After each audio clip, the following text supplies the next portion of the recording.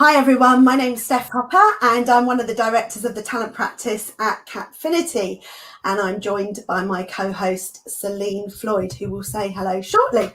A few words on Catfinity. We're a global business. We're based in various locations in the UK and the US and also Sydney, Australia, and we've been helping organisations to find candidates, develop employees and transform their business around our USP of strengths-based assessment and development for well over 16 years.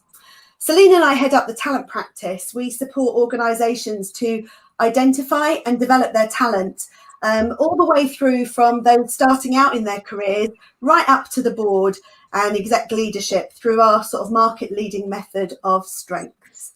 Celine. Thank you, Steph. Hi, everybody. Episode 25. Very exciting. Delighted to be here again, joined by two more fantastic guests who will introduce themselves shortly. As Steph said, Celine Floyd, one of the other directors of the talent practice with a specialist area in leadership assessment and talent assessment more broadly. And the topic of our episode today is around courageous leadership. And what it means to have courage as a leader. So really fascinating conversation, especially perhaps if we reflect on what's happened the last couple of years and all the kind of big issues facing us globally and as people and as individuals. So lots to get our teeth stuck into, can't wait. And as I said, two wonderful guests with I'm sure there will be some really good insights into this area. I wonder if you may both introduce yourselves and perhaps tell us a little bit in particular about why you're passionate about the topic of leadership. And I'll come to Jenny first. Hello, Jenny.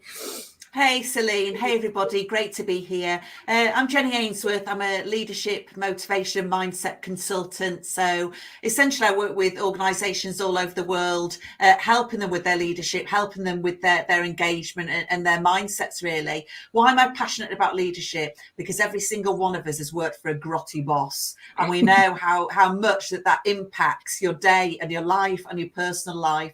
And we're at work far more than we are with our friends and family. And I think actually, there are hundreds and hundreds of books and theories written on leadership, which says that nobody can actually say, if you do this, then you've nailed it. So I just love the ongoing conversation about what leadership is, what it is to connect with people, what it is to bring out the best in people. And I'm all up for conversations like this today, which are around just that. Wonderful. Grotty boss. I'm going to make it my mission for the year to get that into a competency framework somewhere, or strength framework, like as how not to be. I just love it. Love that. Thank you, Jenny. And Kimberly, welcome. Thank you so much, Steph and Celine, for inviting me. Great opportunity to be part of this. And I love the whole theme of Lead Strong. My role currently is Chief Commercial Officer for Lynk. And Lynk is a global knowledge platform where we connect 840,000 experts that we have and growing with a whole range of different customers, from investment firms to corporates and consultancy firms who need expertise for due diligence, market entry, or maybe they want to get more insights around leadership for whatever they're planning, with their firms. So a range of different topics. I also am known as the Chief Risky Woman. I'm pretty passionate about female leadership in generally and driving gender balance in all teams, but certainly in leadership teams, really, because I believe it's going to both serve the customer and the company in a far more positive way. And, you need all kinds of diversity, but, getting female gender balance should be one of the ones that's maybe the easiest and the most easiest just for us to even identify. So I've done a lot of work over the years with a whole range of different organisations. So started Risky Women, which is really focused around women in risk regulation and compliance. But part of that was giving a voice to more women. You still don't see as many opinion pieces in newspapers or recognition, whatever that is, as you do from men. So that's been my passion around driving female leadership. Brilliant. Thank you, and I'm delighted that you've both joined us. So today's topic is leadership courage, and actually courage is one of the 8 strengths that our altitude leadership solution looks at. And actually our definition of courage is a broader construct. So we talk about people who are driven to do the right thing rather than the expected thing. Speaking up even when it's risky to do so, to avoid the wrong path being taken. And persuading others through the power of conviction. And I guess we know that leading with courage takes a completely different skill set to the old kind of command and control style leader, which so many of us work against these days. And according to Brené Brown, the most courageous yet successful leaders do this by engaging their heart and their mind, and they engage in their interpersonal skills with a level of honesty and trust and potentially vulnerability. And that was where I wanted to start, really, was around that vulnerability. And I'm wondering, let me come to Jenny first of all. Do you think there's a tension for leaders when they're trying to balance vulnerability and maintain credibility? Oh, good grief, yes. Yeah, there is. And I think that's and of course, nobody likes tension. We run away from it. We don't want it. So I think the first thing really is to acknowledge, yes, there is a tension, but the tension doesn't make it wrong, and it's really sort of having that balance between the vulnerability and credibility. I think there's so much talk at the moment. You see it on cards, you see it on books, you see it on podcasts about being fearless. And so, of course, what that means is people are afraid of fear. Because they want to put across all the time that I'm not afraid, I'm completely fearless. And courage takes is so incredibly personal, because for somebody, courage is about standing up and presenting to a senior stakeholder, whereas somebody else would eye roll and think, well, that that's easy. Yeah. So courage is profoundly personal. So the whole thing about feeling vulnerable whilst maintaining credibility, I think, yeah, there's a definite tension.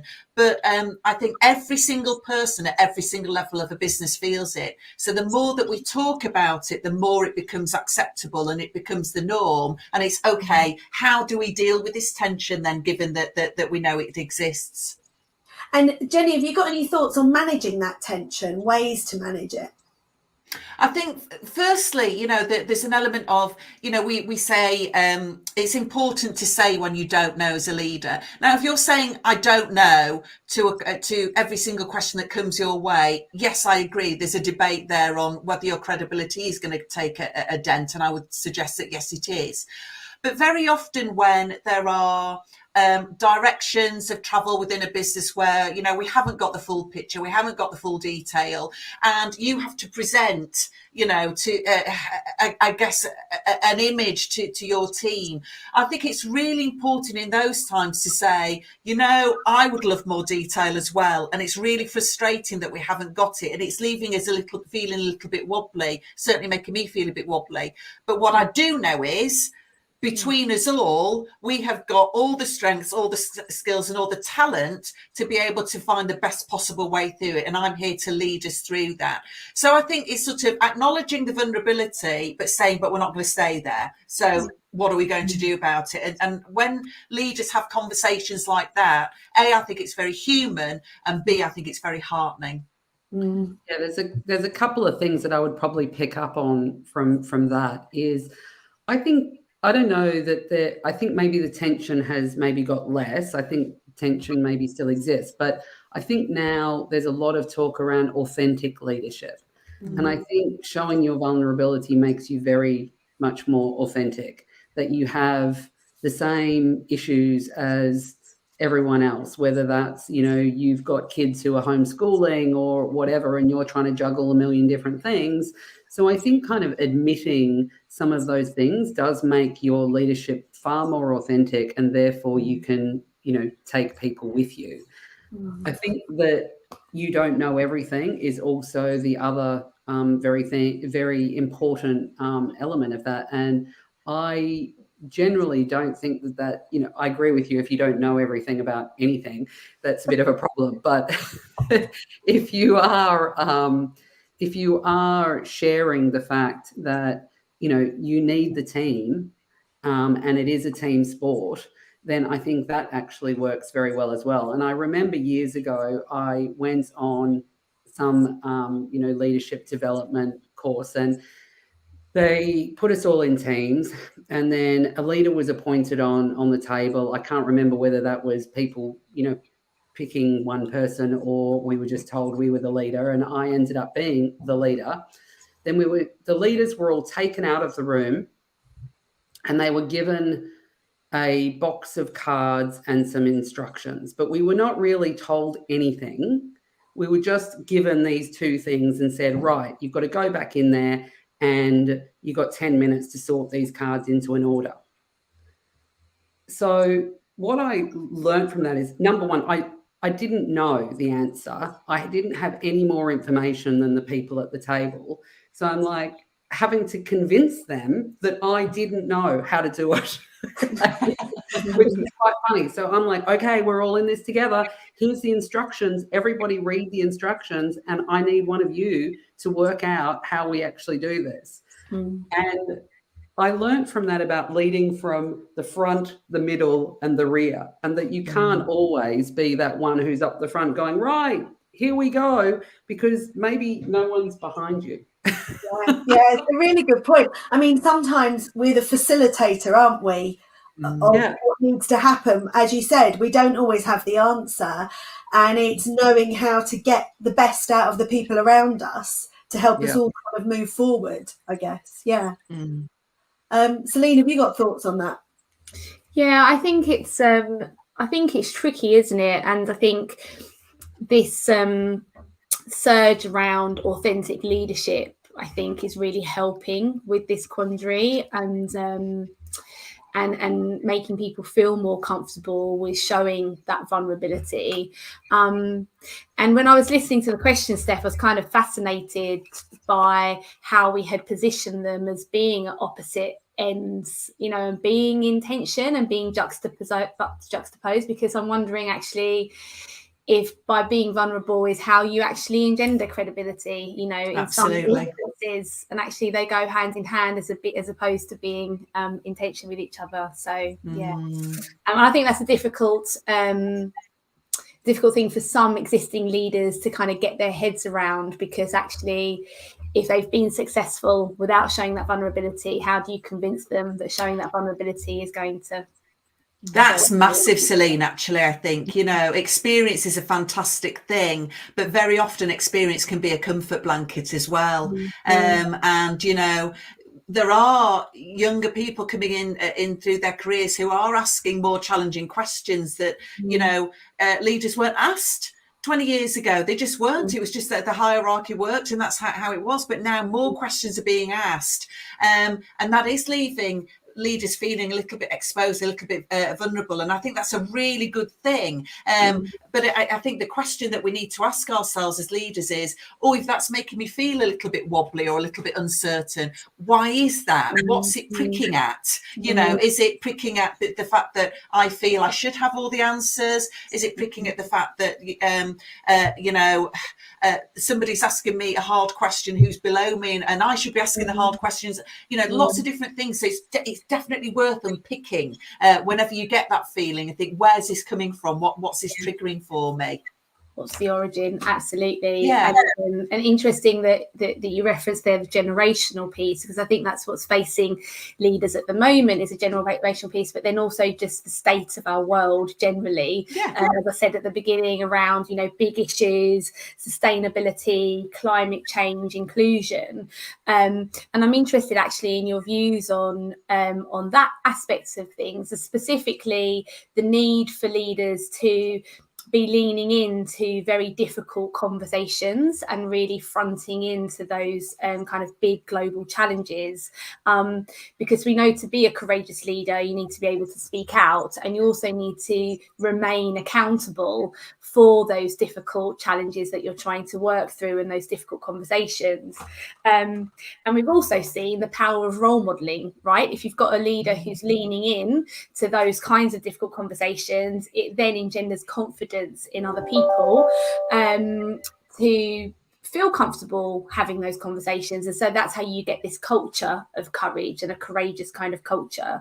But it's a difficult thing to do. So perhaps, Kimberly, in the first instance, do you have any views on how we can empower leaders to be brave and to take risks? Chief Risky Woman. How can we encourage them to do that so that they can, feel comfortable having those conversations? Yeah, I think the increasing need to take risks, and I think sometimes, I mean, certainly from a female perspective, I think you did a session on imposter syndrome previously. So I think sometimes, women not backing themselves means that they don't take those risks that they should be taking. And some of the ways that I have suggested that people try to build themselves up around that is, getting yourself a group of cheerleaders who, whether they be, friends, family, but, mentors, other people that they could be just colleagues in the firm. I think we all find it much easier to advocate for someone else and to be able to say what they are doing. And I think through doing that, you can encourage people to take risks. So that can be, you could be someone's manager, but you can be someone's colleague and say, this is a great opportunity for you. You'd be perfect. And you can tell them all the reasons that they are. So that's one of the things that I don't actually see that necessarily as just a leader's role. I think that's a very collaborative role that everyone should be involved in to sort of drive people to, and certainly women, to step up, get outside their comfort zone and believe that they can do more than they can probably believe themselves to do. I love that. I love that idea of the cheerleaders. And what I love about that idea is this concept of having a safe place in which to talk about these kinds of things, and that sense of it feeling safer to champion someone else's risky behaviour than your own. And wouldn't it be great if we could all do that more for each other? Jenny, how about from your perspective? I mean, you mentioned earlier on about all the different things that we're now becoming aware of, and you mentioned inclusivity. And there's a phrase that we use very often in inclusivity, which is you can't be what you can't see, and the importance of representation. But I think that's just as important when it comes to courage. You can't be courageous if you don't see it around you. If you see people just staying really super safe, never having a challenging conversation, never ever taking the odd risk or trying new things because actually we know what works, that people are never going to be courageous. So, I think as leaders, and leaders at the moment, I'm talking about people who do have direct reports, because I think everybody can be a leader in their own right, whether they're an individual contributor or not. But when you are a leader of people, it's the age-old thing, what gets measured gets done. So how are you talking about it? In the team meetings, are you saying to people, what have you done that's pushed you out of your comfort zone this week? Tell me about it. How did it feel? How long did you think about it before you did it? Because half the time, courage, we think about it for decades. When you start to add up the minutes and the subconscious and the thinking, and I am going to have that conversation. You know what? It's not today. It's not the right. I've seen her. She's not in the right frame of mind, so I'm not going to do it. And all that stuff. When you add up all of those minutes, you could have had the damn conversation 4 times over and moved on. So how often are we talking about when have you taken a risk? When have you pushed yourself out of your comfort zone? How long did you think about it before you did it? What was it like? And there will be times when people say, it was worse than I thought. And that's when you can say, yay, okay, so let's unpick it then. Why was it? So let's look at, how did you prep? Or did you just think about it and then just pile in without thought? So let's have conversations around courage and around bravery and around, expanding our comfort zone, because I think the more that we do that, the more it's acceptable and the more people do it. And I guess there's something about a link with being okay as an organisation to make mistakes then. Yeah. Because if we're going to be courageous and we're going to debrief that, we've got to feel okay that people might make a mistake and that we're going to learn from it. And not every organisation has that, do they? Very few, actually. I think most of them say they have it, but I think very few colleagues of those organisations feel they have it. Yeah. I think that's a massive gap, gap. You know, I fail think, fast, fail often sounds groovy, but I bet you could count on one hand, you know, with two fingers missing, which organisations in the world actually live out fail fast, fail often. Yeah, I was going to say the same thing. I think the other challenging area in this space is, you know, we talk about, you know, speaking truth to power, and I think that's one of the most, you know, courageous things.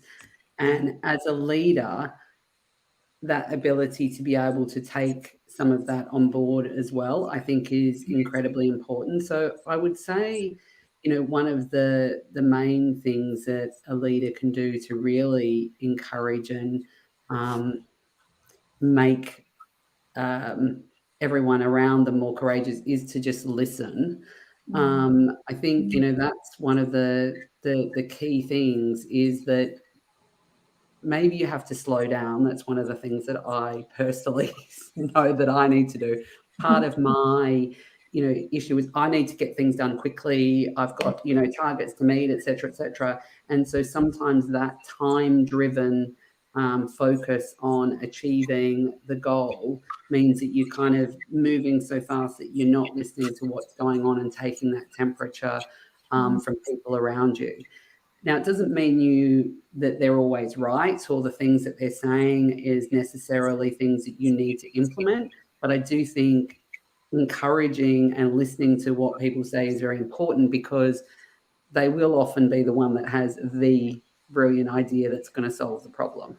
Yeah, that's come up a lot in pretty much every episode, Kimberly, around listening and the power of listening as a leader.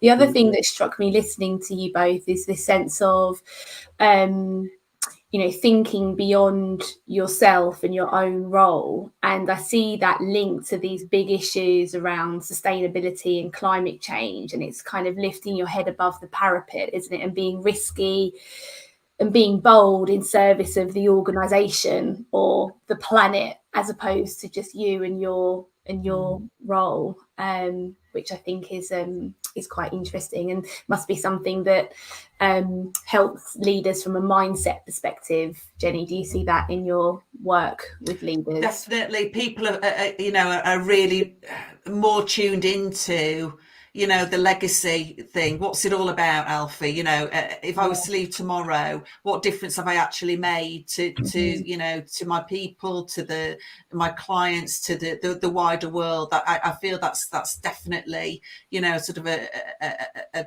position that many people are in at the moment. Yeah. It's really interesting, isn't it? Because I know I think there is a bit of a generational gap on it, because I think people earlier in their career have an expectation that organisations will be thinking about the planet and the future.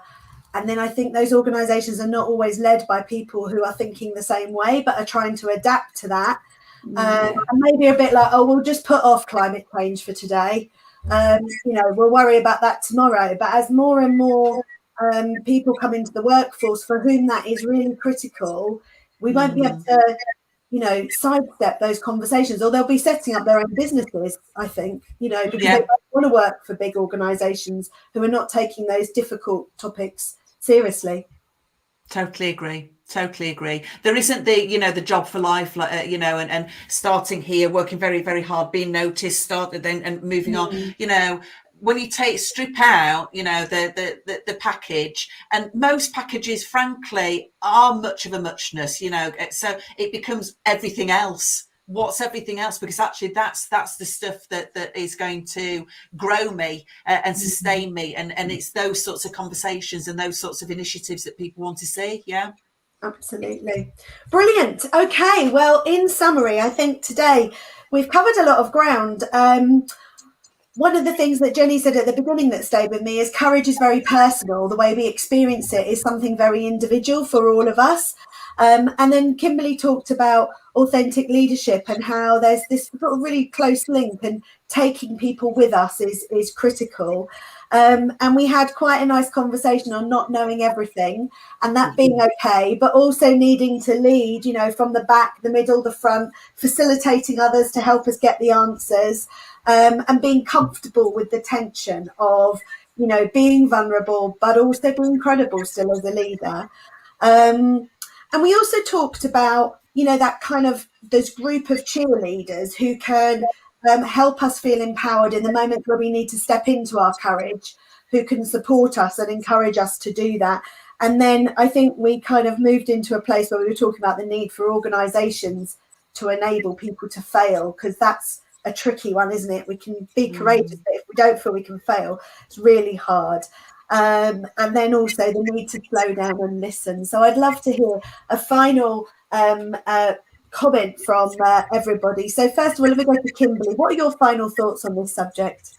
So I'm going to say in theme here, get a little risky. Make sure that you take and create opportunities for yourself and your teams, and take everyone with you. Brilliant. I love it. Jenny, what are your final thoughts? I think, you know, when we talk about organisations and we think that they need to be better at taking risks, etc., we can start to wait for, you know, the powers that be, the CEO, the VP of Ops, etc., to start making those decisions. Frankly, your people are looking at you. So change your little world first and just trust that other people will do the same, because that's what actually starts knitting together. So you be the person that allows the mistakes and deals with the mistakes with grace. You be the person that's authentic and vulnerable. You be the person that talks about courage and talks about pushing out the comfort zone. And soon, without realizing, you'll notice that your people are doing it, and that will start to permeate. So change starts with you and your team. I think if you popped up every morning and said that to me, I'd be too scared not to do it. And Celine, your final thoughts. I love what Jenny just said, and I think for me, you know, being courageous is all around having the kind of real confidence to say how you feel and how you think.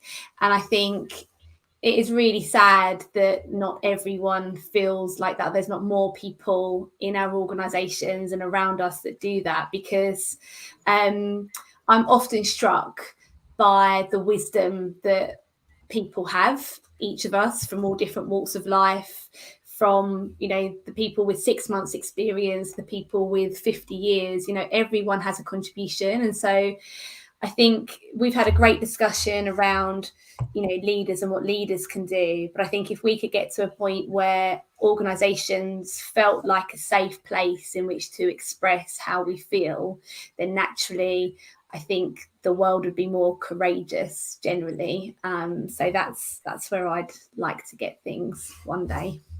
Love that. Brilliant. Well, a huge thank you to Kimberly and to Jenny for joining us today. We look forward to seeing you in 2 weeks' time. We have a couple of guests riffing on a theme that is very Catfinity, strengths-based leadership. So we will see you in 2 weeks' time. Thank you very much. Have a great afternoon.